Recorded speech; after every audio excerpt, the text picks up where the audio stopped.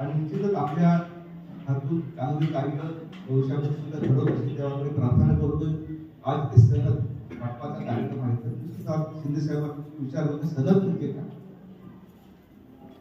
तर सनद हा एक अतिशय चांगला शब्द आहे जो एखाद्या डॉक्टरेट मिळवले त्याला मिळतो, एखादी चांगली पदवी घेतली त्याला ती सनद मिळते.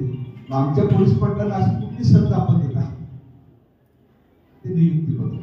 परंतु नियुक्तीपत्र म्हणजे सनद हा जो शब्द तुम्ही वापरलेला आहे ना, खूप अभिमान वाटणार असा शब्द.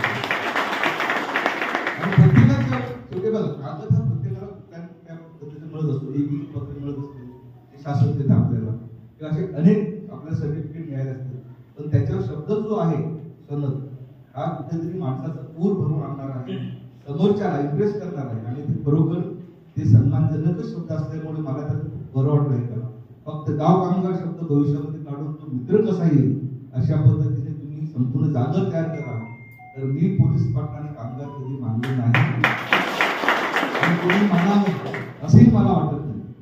असो, आजचा एक गोड कार्यक्रम आपण इथे आयोजित केला. मला या कार्यक्रमाला उपस्थित राहण्याचं सौभाग्य आपल्या मुळे मानलेलं आहे, त्याच्याबद्दल मी आपले मनापासून आभार व्यक्त करतो.